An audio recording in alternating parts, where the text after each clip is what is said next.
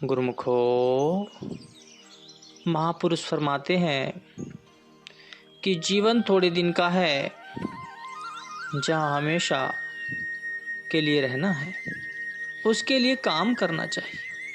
अगर कोई व्यक्ति कुछ दिन के लिए यात्रा पर जाता है तो वहाँ से जल्दी निकलने की कोशिश करता है ताकि घर पहुँच सके। उसे अपने घर पहुँचकर ही आराम मिलता है। ऐसा नहीं होता कि वह यात्रा में ही दिल लगा बैठे। इस दुनिया में भी इंसान एक यात्री बनकर आया है, लेकिन अज्ञानतावश वह समझ बैठा है कि यह मेरा घर है। गुरुवाणी में कहा है कि जो घरू छड़ी गवावना सो लगा मन माही, जिथे जाई तुथु वर्तना तिस की चिंता नाई। इस घर को छोड़कर आखिर जाना ही है, यह कौन समझाएगा? क्या दुनियादार समझाएंगे? यह संत महापुरुष जीव को समझाते हैं। आप यह देखते ही होंगे कि आपके बुजुर्ग यहाँ से चले गए तो कोई पता दे गए कि वे कहाँ गए, उनकी क्या दशा होगी। यहाँ तो उनके पास खाने पीने के सामान थे, मकान था, बिजनेस था। वहाँ पर यह सब कुछ होगा, कोई पता कर सकता है? नहीं। इसलिए पहले अपनी पहचान करो, मैं कौन हूँ। मोह माया की निंद्रा में सोया हुआ हूँ, माया के धोखे में आया हुआ हूँ। इंसान अपने आप को नहीं समझ सकता, वह अपने आप को केवल शरीर ही समझता है।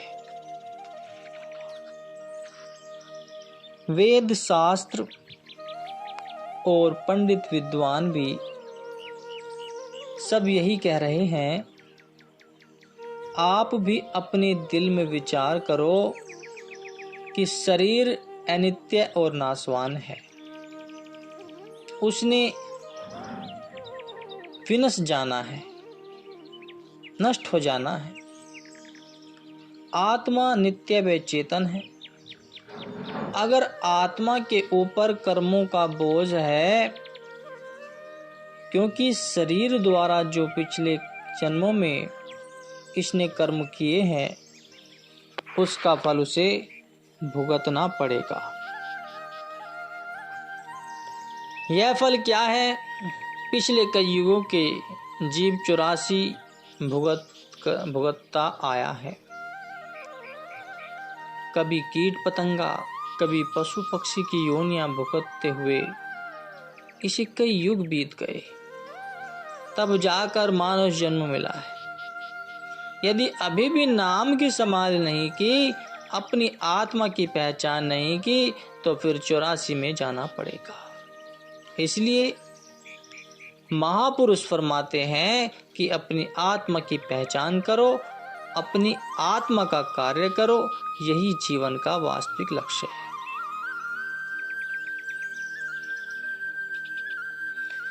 यह संसार हाट के समान है, जिसमें हर प्रकार का सौदा मिलता है। इस हाट में हर प्रकार का सामान और हर प्रकार की वस्तुएं मिलती हैं। यहाँ उत्तम श्रेणी का सामान भी है और निकृष्ट श्रेणी का भी, वास्तविक और नित्य वस्तु भी और अवास्तविक एवं नश्वर भी, सत्य और असत्य भी, तथा अकृत्रिम एवं कृत्रिम भी, अर्थात हर प्रकार और हर श्रेणी की वस्तुएं इस हाट में उपलब्ध है। अनेक अनेक प्रकार के पदार्थों से दुकानें सजी हुई हैं। ग्राहक आ जा रहे हैं और अपनी अपनी आवश्यकता की चीजें खरीद के ले जा रहे हैं। जिसे जो वस्तु रुचिकर प्रतीत होती है, उसी के अनुसार मूल्य चुकाकर वह उसे खरीद कर ले जाते हैं। इस क्रय विक्रय के कार्य से कोई भी व्यक्ति खाली नहीं है। प्रत्येक मनुष्य कुछ न कुछ आवश्यक खरीद रहा है। अंतर केवल यह है कि अपनी अपनी समझ के अनुसार कोई असली और खरी वस्तुओं का ग्राहक है और कोई कृत्रिम, असत्य और नश्वर वस्तुएं खरीदकर प्रसन्न हो रहा है। अब प्रश्न यह है कि मनुष्य के पास कौन सी पूंजी है जिसके बदले वह सांसारिक पदार्थ खरीद रहा है। सांसारिक दृष्टि से तो मनुष्य के पास धन संपत्ति, रुपया पैसा है जिसके बदले सांसारिक पदार्थ खरीद सकता है, परंतु पारमार्थिक दृष्टिकोण से मनुष्य के पास जो पूंजी है वह तन मन अथवा श्वासों की पूंजी है। यह पूंजी अत्यंत मूल्यवान है। अब देखना यह है कि मनुष्य श्वासों की अनमोल पूंजी के बदले दिन रात क्या वस्तु क्रय कर रहा है। चाहे उसे स्वयं इस बात का ज्ञान हो अथवा न हो, परंतु हर पल और हर घड़ी यह सौदा हो रहा है। वास्तविक एवं सत्य वस्तु कौन सी है और असत्य वस्तु कौन सी है, इस विषय में विचार करने से ज्ञात होता है कि जगत के पदार्थ, धन संपत्ति, मान बढ़ाई, कुटुंब परिवार अथवा शारीरिक एवं अकेंद्र शुभ भोग से ये सब क्योंकि अनित्य और अस्थायी हैं, पल पल और घड़ी घड़ी इनमें परिवर्तन होता रहता है। इसलिए संतों ने इसे नकली एवं निषिद्ध कहा है, क्योंकि इन सब वस्तुओं की प्रत्याभूति गारंटी कुछ नहीं है। मालिक का नाम और भक्ति ऐसी वस्तु है जिनमें न कभी परिवर्तन होता है और न ही कभी क्षय होता है। इसलिए ये सच्ची और खरी वस्तुएं हैं और जो गुरुमुख इनका क्रय करते हैं, खरीदते हैं, इनको खरीदते हैं, इनका सौदा ही खरा सौदा है। इस सौदे में किसी प्रकार की हानि की संभावना नहीं। गुरुमुखो, प्रत्येक प्राणी हर समय हर पल चलता फिरता, उठता बैठता, सोता जागता कोई न कोई कर्म कर रहा है। एक पल भी कर्म करने से खाली नहीं रहता, चाहे वह कर्म मन से करे अथवा तन से करे। कर्म हर समय हो रहा है। यदि मन से चिंतन करता है तो वह भी कर्म है, यदि शरीर से कर्म करता है तो वह भी कर्म है। जो जिस तरह का कर्म करता है उसे उसी तरह का फल मिलता है। प्रतिदिन के कर्मों के अनुसार ही मनुष्य का प्रारब्ध इस शुरुआत होती है, वह स्वयं भी उसी सांचे में ढलता जाता है। यह जीव के अच्छे कर्मों का फल है जो इसे मनुष्य जन्म मिल गया है। यह कर्म करने में स्वतंत्र है। मनुष्य जन्म कर्म करता है, परंतु यह निश्चित है कि हर एक कर्म का फल अलग अलग होता है। अतः सोच विचार कर देखना चाहिए कि कर्म कौन से किए जाएं जिससे लोक परलोक संवर जाए। गुरुमुखो, यह सत्य है कि अपने किए हुए कर्मों का फल स्वयं भुगतना पड़ता है। संत पलटूदास जी भी इस बात का अनुमोदन करते हुए कहते हैं कि प्रत्येक जीव को अपने ही कर्मों का फल मिलता है।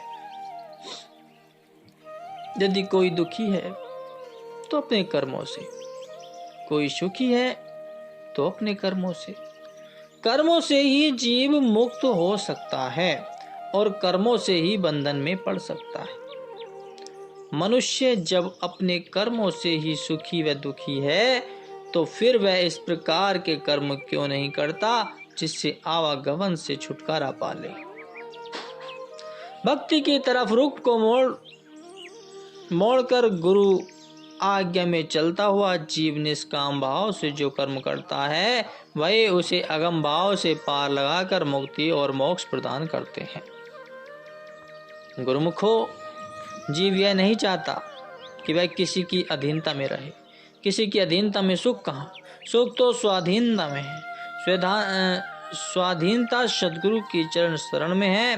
सत्पुरुषों के चरण में आकर नाम की दीक्षा लेकर अपनी जीवात्मा को स्वाधीन करने में ही मनुष्य जन्म की सार्थकता है। गुरुमुखो, यदि कोई अतिथि किसी धर्मशाला में आकर ठहरे और मिथ्या भ्रांति में पड़कर उसे अपना घर समझ बैठे, उस पर अधिकार करना चाहे, तो अंत में उसे वहां से अपमानित होकर निकलना पड़ेगा। पराई वस्तुओं पर जो अधिकार करना चाहे उसे ऐसा कौन करने देगा। निस्संदेह ये सामान्य यात्री के प्रयोग के लिए है, परंतु उन पर अधिकार जताना सही नहीं है। यह संसार भी एक धर्मशाला के सदृश है। यहाँ सब कुछ परिवर्तनशील है।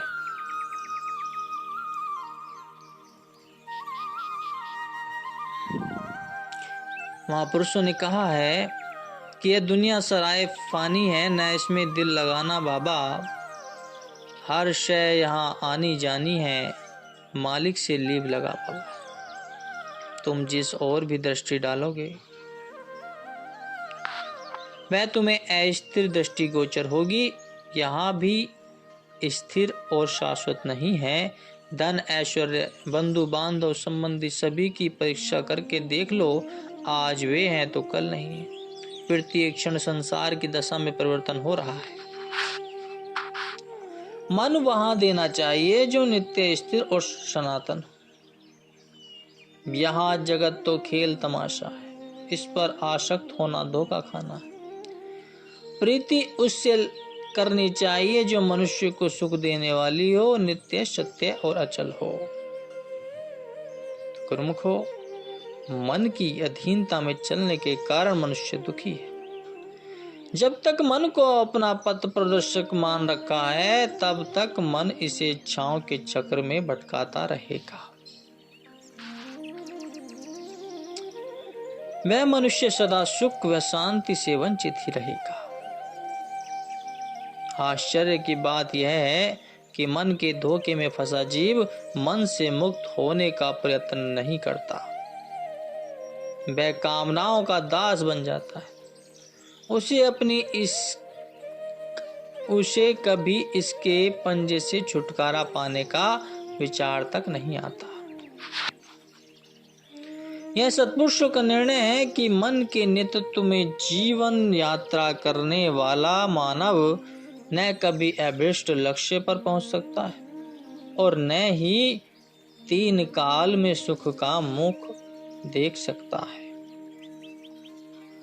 गुरुमुखों के मन में भी कामना कार्य करती है, परंतु वह झूठे और अनित्य पदार्थ को पाने की नहीं, अपितु सच्चे मालिक को पाने की होती है। उनकी समस्त कार्रवाई इसी हेतु हुआ करती है। सत्पुरुषों के नेतृत्व में जिसने मालिक की ओर मुख किया उसके भाग्य में सुख शांति की संपदा ही सहज आ जाती है।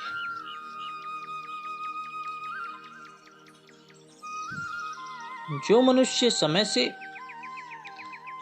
संत महापुरुषों की शरण में आ जाते हैं उनके जीवन की दिशा ही बदल जाती है।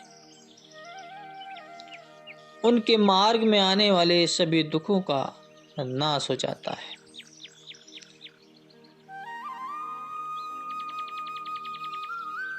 और ये जीवन एक नई राह पर निकल पड़ता है, जिसमें उसे सफलता ही सफलता मिलती चली जाती है। बोलो जयकारा, बोल मेरे श्री गुरु महाराज जी की जय।